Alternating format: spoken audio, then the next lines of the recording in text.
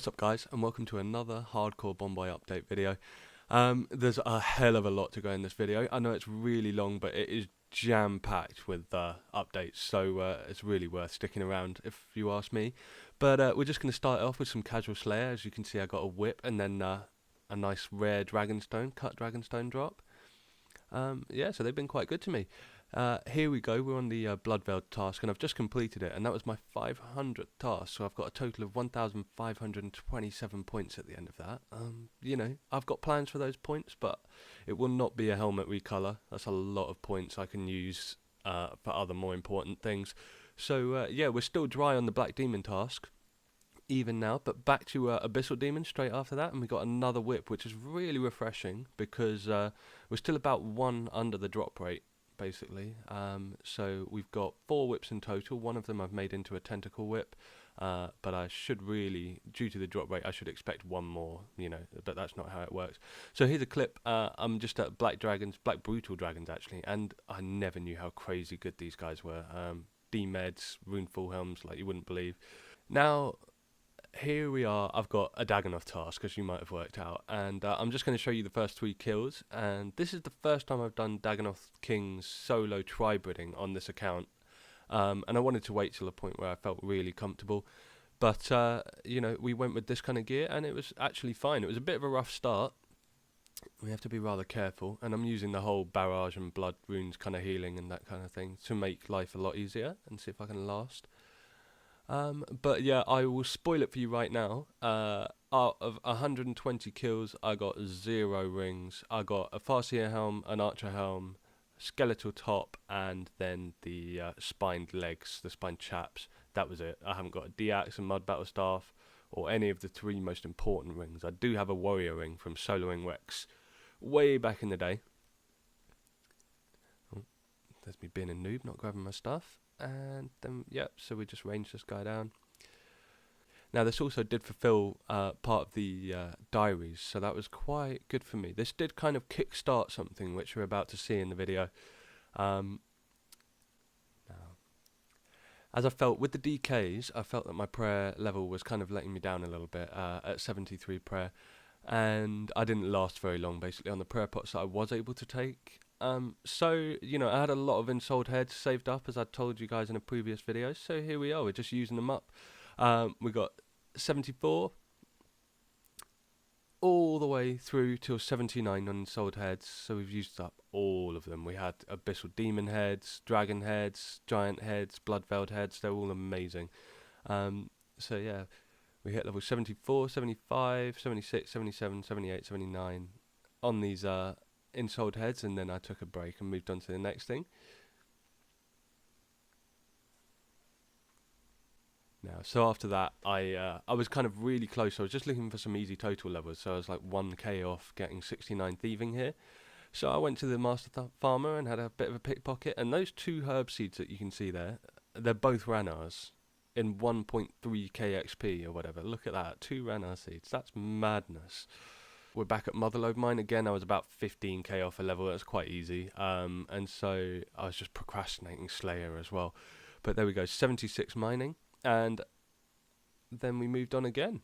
So here we are. We decided to use some of the bones. I was basically contemplating throughout that kind of little bit of skilling there, whether to wait to do the daily bones and get slightly more XP, or whether it would be more efficient just to use them on the altar. And I decided, to be honest, for the number of bones that I had to use, which was about 400, that it would just be easier to use it on the altar and get 80 prayer. Not only does it look nice, but it's going to help with prayer potions, saving, and, you know, just lasting a bit longer, basically. Now here we've got a little trio of clues. Easy, rubbish. Medium, pretty much as rubbish. And then the hard, also pretty rubbish. So we've got some high out, some pest control teleports, and the Zamorak Kruzia, which is actually a unique. So, you know, it's something. Next up, we're fishing a bit of the monkfish that we've been stocking up. So we've got 77 and 78 cooking. Back at Motherlode Mine. So the temptation was too strong. I needed to get 200 of the golden nuggets so that I could use the extended bag. So we ended up getting 77 mining during that. And then shortly after, we did manage to get our 200th nugget. And you may notice I'm not wearing the prospector gear. I sold it so that I could get the upstairs quicker, because that is better XP rates and it's a lot more AFK. And then, yeah, I sold the rest to get the few nuggets for this bag extension, basically. So, yeah, there's the last nugget, which I thought I wasn't going to get. I thought I was going to have to do another inventory, but there's 200 nuggets. Just going to speak to Percy and get the bigger bag unlocked, and so we can make the whole Motherlode Mine a little bit more efficient and a little bit more AFK. Because I do actually like Motherlode Mine. A lot of people hate it, but I do really like it. And, the ores that you get are fantastic. They're going to mean, for end game, if I just keep mining, for end game, I'm going to have a lot of resources that I'm going to need. So they are going to pay off wonderfully. So there we go. Bigger sack unlocked. I don't even actually know how many pay dirt that can hold, but if it's one more inventory, that's going to help, So I've been faced with a lot of range tasks recently. I currently have a Lizardman Shaman task, which I'm putting off. And so I had these chins from the early game where I was going to go for a Glory through Hunter, which obviously I gave up on. And so I came to the Monkey Madness place to use these up. And I've never done this before either. There's a lot of firsts in this video. But yeah, what an incredible thing to do. This is so much fun. And you profit on prayer potions. You could go there with 3 prayer potions. You'd end up with a full inventory. That's no word of a lie. These 1-dose prayer pots, you just pick them up all day long. So this place was awesome. And I ended up getting to 89 range, and then also going about a quarter of the way till 90. So I'm quite pleased with that. Now, so here we are. We're just waiting for the new quest. That's why we're standing here. This was Thursday. And I just wanted to point out my experience tracker. So I'm really terrible. I do not close OS Buddy. I know people recommend that it just, you should close it. But you might have just noticed there was almost 5 million XP since the Thursday update till this Thursday, when I'm about to have to reset the client now. It's been a mad week. So we're doing really well. It's been huge for our total level gain and everything. So, as we've just reset the client, we've got to keep our quest point cape sorted. So we went straight to this Corsair Curse quest and completed it. It was nice and easy. Yeah, I did flounder around a little bit. It wasn't entirely as obvious what to do as some of the other quests, but it was fine. It still only took about 20 minutes, and we've got our quest cape back sorted. So here we are. We're doing something I despise, like pyramid plunder. Oh my god, I really do not like it. Thieving as a general I really dislike, because basically you either succeed and get your XP, or you don't succeed and you get hurt. But it had a treat for us this time. As you can see on the screen here, I got my first ever golden scepter from the pyramid plunder minigame, and that's huge. Like, I've done a little bit of pyramid plunder on my main, not a huge amount, and I have done some on this, and now I've finally got my first scepter, the first of 3, so I'm going to have to keep going, but yeah, that's a good start, and it helped me get kind of motivated for this, because I really did hate pyramid plunder prior to that, but it does make life so much easier. So here we are, we're rolling in 71 quickly after. We've got a goal in mind, obviously. We're going to go for 72 here. And we keep going. We've got a lot more efficient with the actual staff there, so we kind of just pop out to the Jewel of Clan Wars and reheal and come back after like basically 5 or 6 inventories. There's 73 thieving. And next up, I think you can guess what level this is going to be. Yep, that's right, 74. And then finally, we're just rocking up to level 75. So this one was really key. Level 75 thieving was the only skill, apart from one level of rune crafting, that was holding me back from doing all the hard diaries, apart from the wilderness diaries. So this was huge. This was what I ground out, the best part of like an entire evening, basically, doing that. And yeah, so as you can see in that screen clip, I need to get 1 more rune crafting level to be able to craft death runes, but we did that on Cosmics, no problem. This is us at 4 in the morning, Saturday night again, well, Saturday morning. As you can see here, we've got all the diaries, easy to hard, completed, apart from the wilderness and the desert and western provinces. So what I've left, because it's so early in the morning and I'm pretty tired, I've left to kill the Calphite Queen, And then for the Western Diaries, you can see everything else is complete there. And then for the Western Diaries, I think you can probably guess, is to kill Zora for the hard diaries. Now, I'm not too concerned really. These are two things that I've done a fair bit of. I don't know how they're going to go really with this gear, but yeah, we're going to do it. We're going to get these diaries sorted. So next up, you'll probably see Calfight Queen. So here we are. We're going to speed through it because these are quite long kills. So you may well also realise that I haven't got any melee gear on me. I did the melee kill and tried to flinch, and let's be honest, I'm terrible at flinching. I'm too lazy. It just takes too long. I'd rather eat the food and have a faster kill. So I ended up banking as soon as it transformed into the range guy, and then I came back and shot him down. And that again took nearly all of my food. I'm by no means at the ideal setup or stats, so it was a bit of a slog. But we got through it, and we did not get lucky, unfortunately, on our first kill. Can't remember who it was that got their D-chain. Oh, it was the underground guy, wasn't it? Heisenberg. He got that D-chain on his first kill. I'm not that lucky. So here we are. We're now taking on Zora. And this was a bit more concerning to me because I don't really kill Zora without the Ring of Suffering. Just I find the recoils a bit too kind of untrustworthy. They break too soon sometimes. But I made sure that they were both fresh, and then we ran in. The main thing I was going to worry about was the poison, but as long as I could keep it from stacking anti-venom damage, from stacking venom damage, I was okay. I was going to be happy with the poison. Obviously, you can see I'm not perfect at Zora, especially on this account. You know, I do need a couple of things to make life easier, but that's what this is all about, isn't it? Working towards that.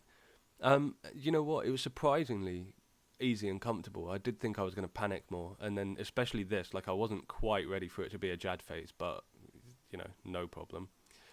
Here I did choose to eat, which, you know, cost me DPS. I might have killed it by that point, but at 42 HP I wasn't too confident that without the venom it wouldn't just like one-shot me if I missed the prayer, so I ate. And so we ended up running around, getting hit by the melee phase a couple of times, and there's the kill. Again, no lucky first kill, but Calquat seeds are actually really good as an elite diary achievement, and they're really, really good XP. So I'm very pleased with that as a first kill. So here we are, we're finally collecting up all of our XP lamps and our rewards, and this was something I totally miscalculated. Basically, I thought the hard diary achievement lamps gave you 50k XP. It's actually 15k XP. So I thought I was going to get about 350,000 herblore experience out of this. I was way off. But even that being said, like, this was still a massive achievement. This Hardy Cape 3 gives awesome prayer bonuses, so that's going to be useful. The Falador Hard Shield is going to show me where the mole is, so I'm going to be able to kill the mole, which is brilliant news. You know, then we've got these Fremi boots. As for Fremi stuff, I'm not really too sure what we're going to be doing with those. I think they offer some teleports or something. So yeah, they were cool. I guess it's just part of the set, isn't it? And then we've got Pirate Jackie the Fruit. So these are the Karamja ones. Karamja Gloves 3. Now this I will be using, I believe. It does offer a teleport to Shiloh Village, which will be awesomely useful. And I think it also allows for a bank in the gem room down, like from the main gem mine. There is a ladder going down with a bank in it. So gem mining is going to become really quick. I'm very pleased about that. And then we've got the Kandarin Hards. This is going to be good for, well, teleporting to Camelot, basically. I'm too high to do the agility level at this place anymore. So, yeah, it'll be a light source, and, yeah, I guess that's it. Here we are at the Elder Gnome Child, and he's going to give us our Western Banner. There we go. So, we can keep going. We've got easy, medium, and hard. I'm going to have to check what all the rewards are from these, because I'm not entirely sure, actually, from the hard level. And then, what is it? One left. Yep, Jar. So the Desert Diaries. This is awesome news as well. I haven't done the Desert Diaries on my main. To be honest, this is far more complete than my main. This account, even with a lower total skill, this account is better than my main. Apart from having specific items of gear, but you can see the full hard complete setup, apart from the wildy, which I will not be doing for a long time, probably until I die, you know. But yeah, so it's time to use all these antique lamps. I'm going to start with the easies, go to the mediums, and then the hards. So I'm probably going to speed this up because it actually took a couple of minutes to go through them all. And there we go. We're starting on 74 herb lore. Let's see what we get to after all of these. So with all of those lamps, we managed to get from close to 75 herb lore to 75 and then 76 herb lore and a little bit over. So that's actually really nice. I might just have enough XP for like 77 herb lore stored in the bank.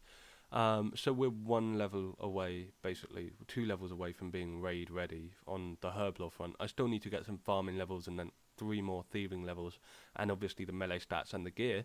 But it's really nice to be actually fairly close at this point.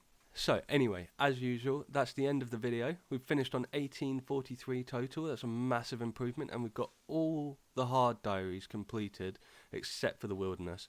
That's a huge accomplishment for me. You know, this is really, really big, and I think this full set looks amazing like this. I really like purple, so the elite set would be very nice too, but I'm good with this. So yeah, that's it for this week. It's been a huge one. I'm pretty worn out, and I just have to keep going. So I will see you next week. Have a good one. Take it easy. Peace.